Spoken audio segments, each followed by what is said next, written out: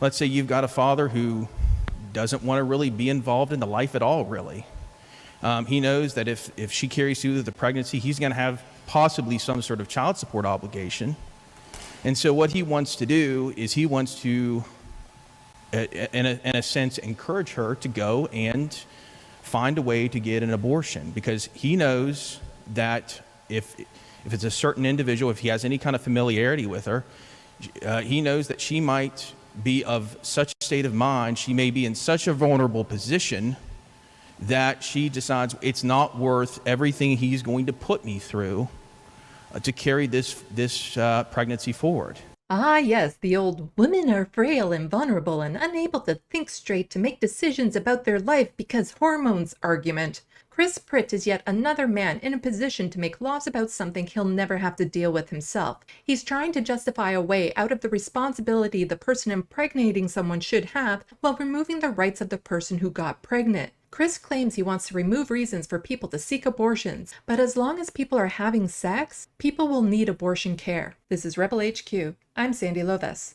West Virginia, a state I know nothing about other than playing anagrams with it is fun, has their share of old white men wanting to roll back the rights for half the population. Crucial, life-changing decisions being taken away, and they could care less. And this man is being scammed out of $15,000 because he can't tell the difference between a JPEG and an NFT. He fell asleep despite that being his 13th infusion of caffeine that day. And this old chap is marveling at the nice person who randomly emailed him asking for all of his passwords so they can keep them safe. This one is twiddling his thumbs while waiting for the ad to finish on his How to Bake a Cake YouTube program. This guy figured out who D.B. Cooper was and needs to wait 748 days before revealing the truth or risk death.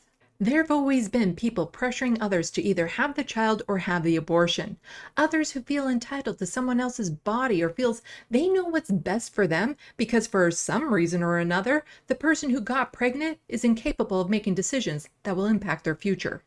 Yet the ones pressuring people to have the child don't see the irony in infantilizing a person they expect to be able to raise and make decisions for that child. If you believe someone is competent enough to be a parent, then they are also competent enough to make the choice to be one.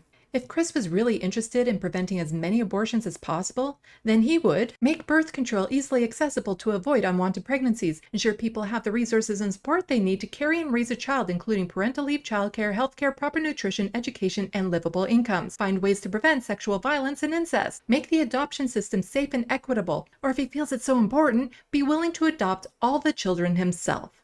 Instead, he's looking for ways for people to opt out of their responsibilities. Child support should be mandatory. No further justification is needed.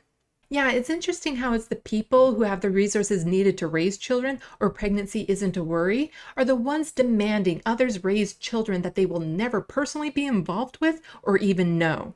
For more of my stuff, look for me on social medias left of the box. Don't forget to hit buttons and leave comments. Thanks for watching, and until next time, get informed, get involved.